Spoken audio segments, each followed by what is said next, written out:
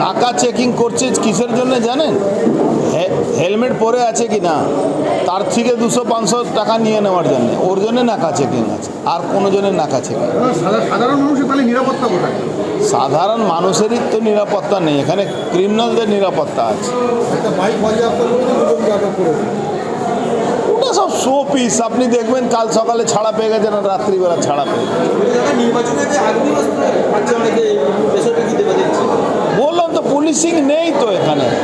Barrackpore police কমিশনারেটে policing বলে কিছু নেই। সাধারণ বিজেপি কার্যকর্তাকে 107 কাটছে, আর ক্রিমিনাল যে পিস্তল নিয়ে গুলি চালাচ্ছে তার সে দেখবেন রাত্রিবেলা ছাড়া পেয়ে যাবে। ওখান থেকে পার্থভৌমিক পুলিশ কমিশনারকে বলবে আর ও ছাড়া পেয়ে যাবে। আপনি দেখেছিলেন এই নাচু বলে একটা ছেলে, আমাদের ভালো নামও জানি না আমি, সোমেন সরকার, তাকে ধরে নিয়ে গেল বলে আর্মস নিয়েছে।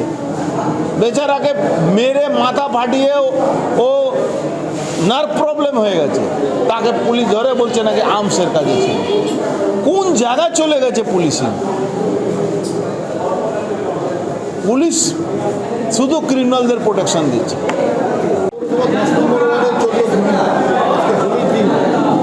দেখুন এখানে পুরো ব্যারাকপুরে পুলিশিংটা শেষ হয়ে গেছে। ক্রিমিনালদেরকে সিকিউরিটি দেওয়া হয়, তাহলে পুলিশের সংখ্যা নেই।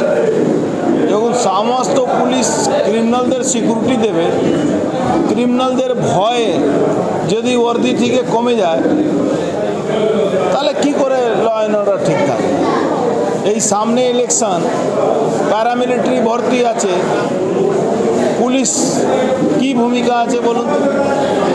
একজন রং লাগাবার জন্য কারোর সঙ্গে কথা কাটাকাটি হচ্ছে, আর তারপরে এসে গুলি চালিয়েছে, গুলি গিয়ে মন্দিরে লেগেছে। ও তো ওখানকার লোককে আমি ধন্যবাদ জানাবো কি এই ইস্যুটাকে সঠিকভাবে মানুষ বুঝতে পেরে পুলিশকে নিজে ধরে পুলিশকে দিয়েছে। আর যারা যে অপরাধী, সে অপরাধীকে চিহ্নিত করেছে, সে কাকিনারা কোথায় থাকে, কে গিয়ে এইসব করেছে। জনবহুল জায়গা যে গুলি চলে না এরকম তো কোনো কথা না। কথা হলো পুলিশিং নেই, পুলিশ বলে কিছু নেই। পুলিশ সমস্ত ক্রিমিনালদের সিকিউরিটিতে আছে।